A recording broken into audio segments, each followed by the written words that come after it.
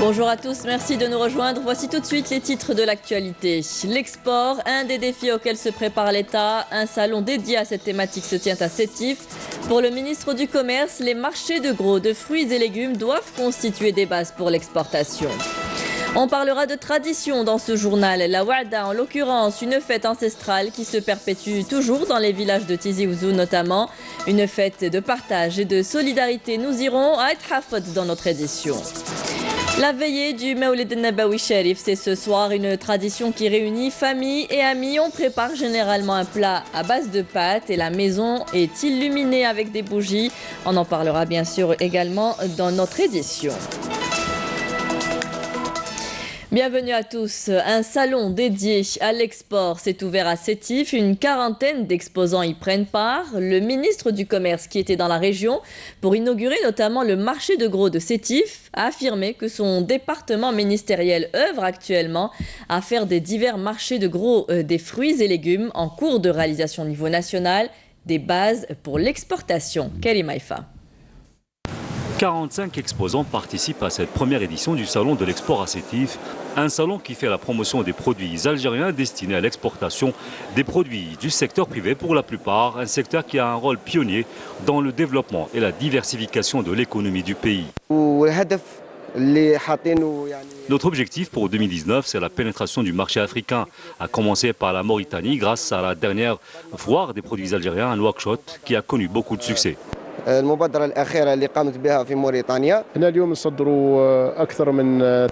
Aujourd'hui, nous exportons plus de 3000 tonnes par an vers l'Europe, notamment vers la Grèce, l'Espagne, la France et le Portugal. Après avoir sillonné les allées du salon et rencontré les principaux exposants, le ministre du Commerce, Saïd Jellab, a assisté à la signature d'un accord de partenariat entre la société privée SAC-Céram et un agent accrédité en France afin de commencer à exporter 240 tonnes de céramique à partir du mois de janvier prochain. Moi, ce que je peux vous garantir, c'est que le 21 novembre, Inch'Allah, avec mon collègue ministre de Transport, Sizi Alan, on va signer des conventions. Alors à l'occasion du salon de travaux publics, transport travaux publics, on va signer des conventions avec Logitrans, avec Air Algérie Cargo et avec CNAN Algérie, donc pour prendre en charge une partie de transport dans l'acte d'exportation. Nous aurons donc un programme de toutes les manifestations économiques là où on va participer. Donc ça sera sur 2 ans, 2019 et 2020. Donc pour que les opérateurs soient avertis d'avance et pour que l'organisateur ait les meilleures surfaces, les meilleurs emplacements dans les foires internationales. Au cours de sa visite, Jellab a visité le nouveau marché de gros des fruits et légumes de Sétif où il a souligné qu'au niveau de son département, des travaux sont en cours pour faire des 14 marchés similaires en cours de réalisation à l'échelle nationale, des bases à l'exportation, une fois équipés de tous les moyens et commodités nécessaires à l'exportation. L'Algérie est le 4e producteur mondial de dattes avec une production de 1 100 000 tonnes. Seulement 70 000 tonnes sont destinées à l'export. Je vous propose d'écouter la déclaration du président de l'Office national des dattes, Salah Zenkhri. عندنا 1,1 tonnes إنتاج تمور. La production nationale de dattes s'élève à 1 100 000 tonnes. Seulement 70 000 tonnes sont destinées à l'export, alors que 200 000 tonnes sont destinées à la consommation locale. موجهة للاستهلاك المحلي. ما نسميه بتروك يعني. Nous avons également de bonnes quantités qui sont échangées dans des opérations de troc avec nos pays voisins, dans le Mali et le Niger. هنالك كمية لا بأس بها تذهب إلى الخارج. Le prix national de la meilleure création numérique dédié aux enfants s'est ouvert ce matin à l'École nationale de la sécurité sociale. La cérémonie a été présidée par la ministre de la Solidarité nationale, de la famille, de la condition et de la condition de la femme. Apprendre à gérer et à comprendre le comportement d'un enfant atteint d'autisme, une véritable nécessité pour les parents qui se retrouvent souvent perdus par manque de prise en charge. Une spécialiste des troubles liés à l'autisme s'est rendue à Saïda justement pour conseiller et former les familles concernées de près par cette maladie. Bouchra Boali. C'est pour aider les mamans à mieux prendre en charge leurs enfants autistes que Nawel Mezidi, médecin spécialiste de l'autisme, a fait le déplacement depuis le Canada jusqu'à Saïda. On se rend compte qu'on n'adoptait pas le bon comportement avec nos enfants. On s'énerve quand ils s'énervent et ça aggrave les choses. On ignorait beaucoup de choses. On s'attardait sur des détails insignifiants comme par exemple la manière de se tenir ou de manger. On a appris qu'on devait se concentrer sur son bien-être. Cette session de formation dispensée par Madame Mezidi sert d'éclairage aux parents pour qu'ils puissent aider leurs enfants de façon scientifique. Le problème de puberté nous posait sérieusement problème et aujourd'hui on sait comment appréhender cette question avec un enfant autiste. Pour permettre aux enfants atteints d'autisme d'intégrer des écoles régulières, des centres adaptés comme celui de Saïda travaillent à travers un programme spécial afin de rendre la transition possible. Ce centre est vraiment bien. La présidente de l'association l'a fait presque aux normes canadiennes. Certains enfants autistes doivent passer par ce type de centre avec pour objectif final de les intégrer dans les écoles régulières. Nous espérons à l'avenir ouvrir un grand centre car le nombre d'autistes augmente. Nous pourrons ainsi assurer leur réinsertion sociale et professionnelle. Abdel Ilah est un enfant autiste qui veut concevoir des voitures. Je rêve de devenir le meilleur concepteur de voitures puissantes au monde. Un rêve qu'il pourrait réaliser grâce à l'aide et l'accompagnement de ce type de centre spécialisé qui ambitionne de permettre à Abdel Ilah et à tous les autres enfants une insertion socio-professionnelle. Un séminaire international intitulé « Tourisme spirituel en Algérie, expériences et perspectives » se déroule à l'université Hamal Khdar à l'initiative de la direction des affaires religieuses et des Waqf d'El Oued avec le concours de la Zaouia Tidjaniya. Un panel de chercheurs et d'universitaires ainsi que des invités de divers pays prennent part. Les débats ont démontré que le tourisme spirituel peut constituer une valeur ajoutée dans l'impulsion de la dynamique économique. Manal Boutouaba. Le ministre des Moudjahidines Taïb Zitouni a affirmé à l'université Hamal Khdar d'El Oued que le tourisme spirituel constituait un segment économique qui pourrait devenir une des ressources alternatives aux hydrocarbures. S'exprimant en ouverture d'un séminaire international axé sur cette question qui a vu la participation d'un panel de chercheurs, d'universitaires et d'invités de divers pays, Zitouni a valorisé les composantes de ce type de tourisme en Algérie en mesure de générer des ressources économiques non négligeables. تتوفر الجزائر على إمكانيات كبيرة ومقومات سياحية روحية ودينية متعددة. L'Algérie dispose de grands moyens et de multiples atouts touristiques, notamment en matière de tourisme spirituel et religieux, comme les zaouïas dispersés aux quatre coins du pays, les écoles coraniques, les mosquées antiques et les repères religieux, en plus des composantes immatérielles porteuses de valeurs civilisationnelles exceptionnelles spécifiques à notre pays, telles que les mawassim et les fêtes religieuses. Toutes ces composantes et bien d'autres encore sont des piliers à même de promouvoir le tourisme national. Les propriétaires des agences de tourisme et de voyage ont été appelés à contribuer à l'ancrage de la culture du tourisme spirituel et son encouragement à travers la présentation d'offres comportant des visites de sites et édifices religieux. Quant aux médias, ils ont été invités à promouvoir davantage le produit touristique et ses avantages. Nous devons remettre à jour le concept de ziyara dans le contexte actuel, lui redonner son véritable sens par le biais du tourisme. Elle est avant tout une rencontre fraternelle et conviviale entre les personnes. Le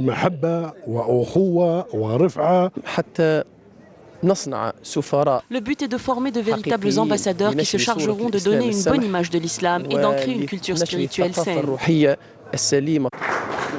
À l'occasion, le président de la République a été honoré par le cheikh de la tariqa Tidjaniya à Temassine. Le ministre des Moudjahidines a par ailleurs visité le siège de la Zaouia Tidjaniya de Guemmar où il a reçu une présentation sur l'architecture de cet édifice religieux conçu avec des matériaux locaux.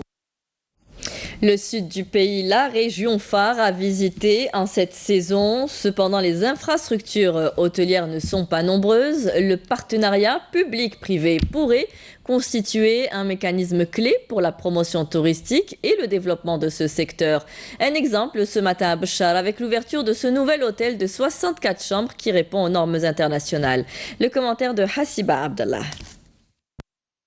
Développer les services hôteliers et encourager le tourisme dans la wilaya de Béchar. Une ambition à laquelle adhère un investisseur privé natif de la région. Il est le gérant de Grouz Hôtel, construit il n'y a pas longtemps, en normes internationales.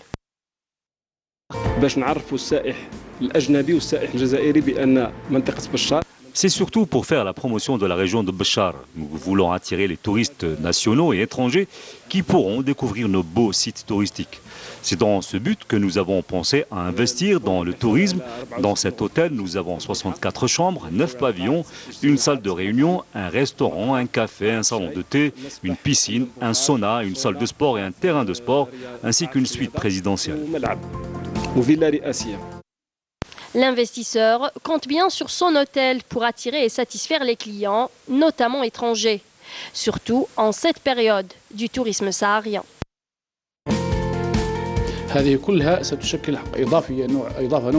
Tout cela est un plus pour accueillir les clients dans de bonnes conditions. Et puis ça va contribuer au développement du parc hôtelier de la wilaya de Béchar. Ce projet s'inscrit dans le cadre de mécanismes d'association publique-privée pour la promotion du tourisme en Algérie. Un mécanisme qui tente d'améliorer la qualité des services hôteliers au niveau national.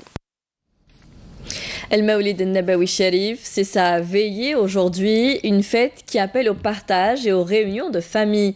Une belle table est généralement dressée et la maison est éclairée à la lumière des bougies. Une ambiance particulière que les familles tentent de préserver. Le plat principal est généralement fait à base de pâtes. À Tindouf, on prépare le fameux berkoukis. Nsrine Ben Saïdi.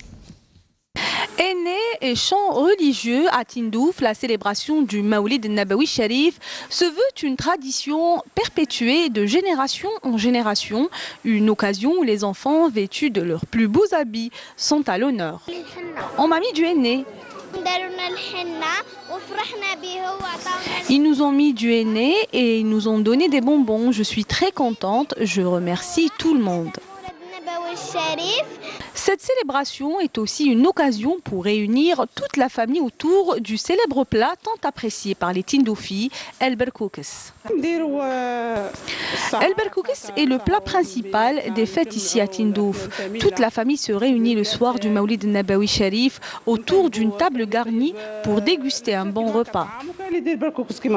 El Mawlid al-Nabawi Sharif est aussi une occasion pour la circoncision des garçons. Lors de cette fête, les enfants sont à l'honneur.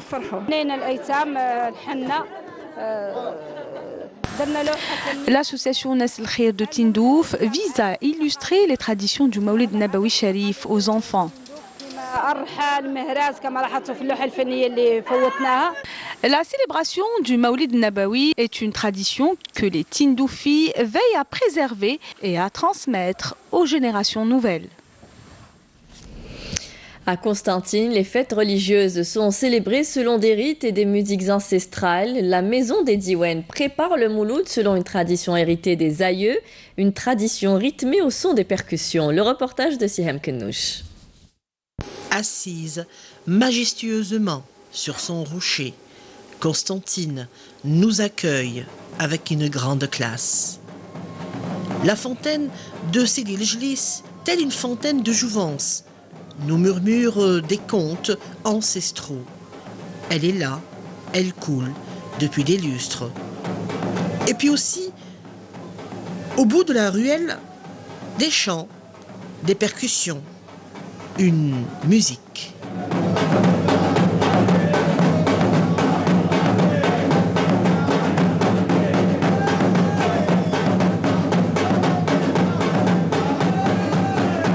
Nous suivons le son et nous sommes rentrés dans une maison aussi bien mythique que mystique, la maison du Diwen, celui des Barno.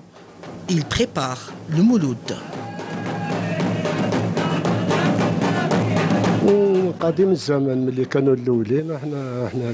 C'est une tradition très ancienne, elle est ancestrale. Nous avons hérité ceci de nos pères. À chaque mosem, à chaque occasion religieuse, on travaille, chacune est très spéciale.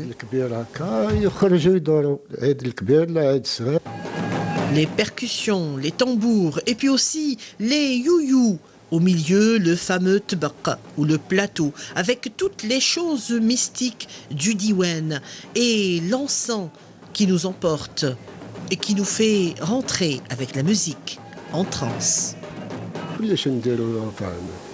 Pour le Maoulid al-Nabawi, le henné est très important dans un diwan.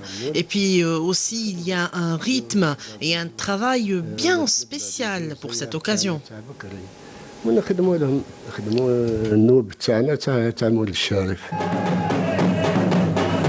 Mouloud à Sidi el-Jlis, animé par les enfants de la maison des Hausa et des Barno, une ambiance que seuls les anciens Constantinois et ceux qui tiennent à leurs racines connaissent très bien.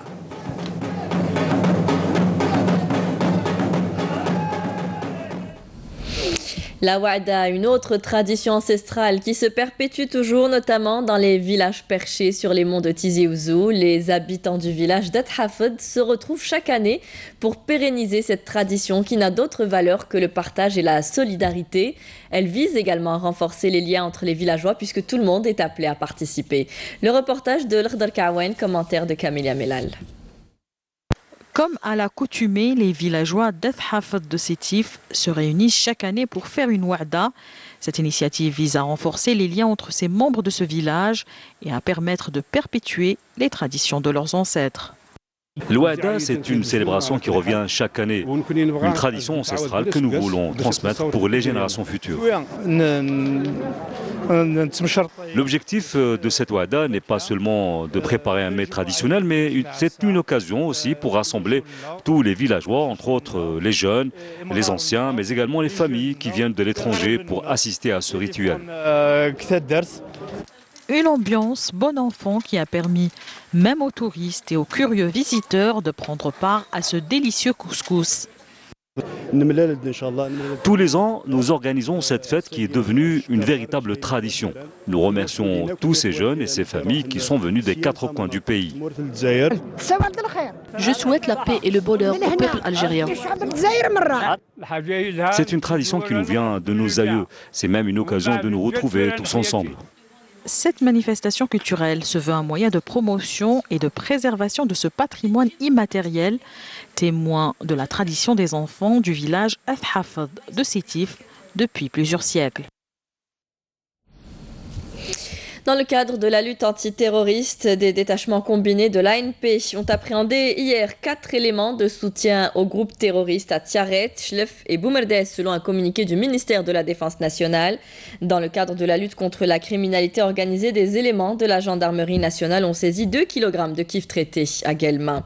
Et enfin, des détachements de l'ANP et des éléments de la gendarmerie nationale ont intercepté 15 immigrants clandestins de différentes nationalités ce lors d'opérations distinctes menées à Oran, Ain Timouchent et Gerdaya. Dans l'actualité internationale, des pourparlers sur la Syrie réuniront les 28 et 29 novembre à Astana des émissaires de l'Iran, de la Russie et de la Turquie pour discuter notamment de la situation à Idlib. C'est en bref et résumé ce matin par Bouchabou Ali.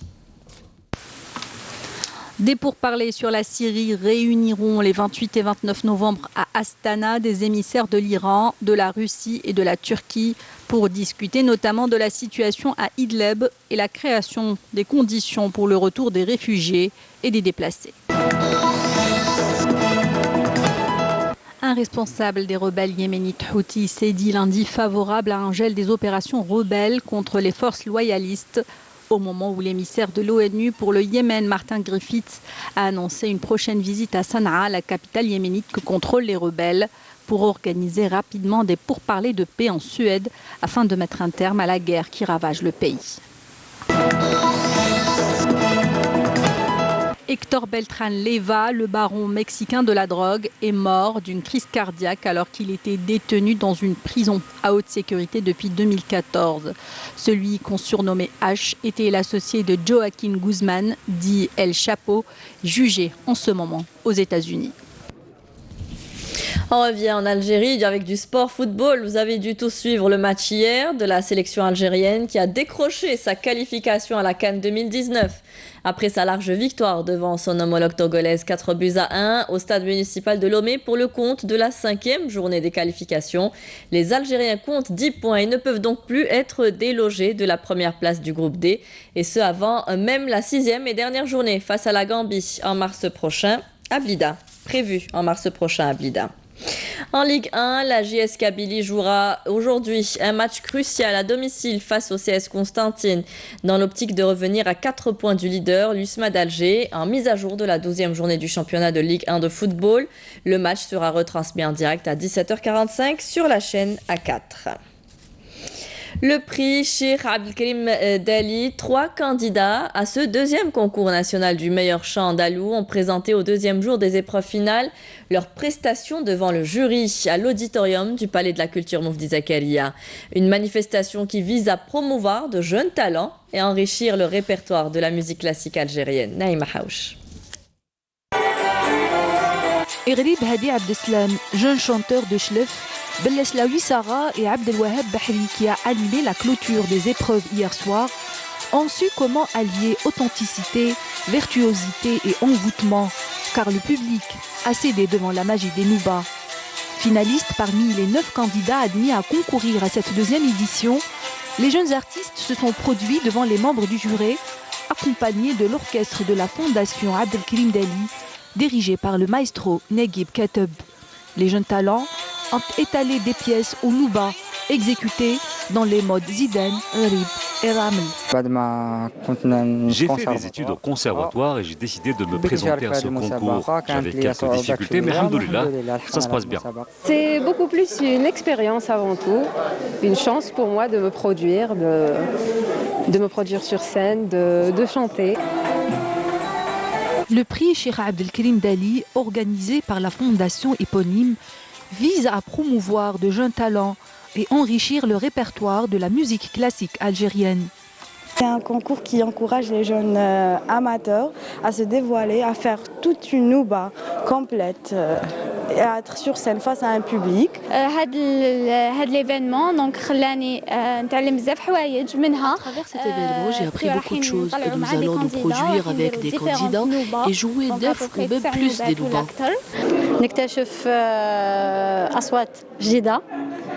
On découvre de nouvelles voix qui se produiront avec nous probablement sur scène bientôt. C'est un plaisir aussi de faire partie de l'orchestre de la Fondation. L'orchestre maghrébin des musiques andalouses, une fusion des ensembles algériens, tunisiens et marocains, animera ce soir la clôture de cet événement à l'Opéra d'Alger avec la remise des prix aux lauréats.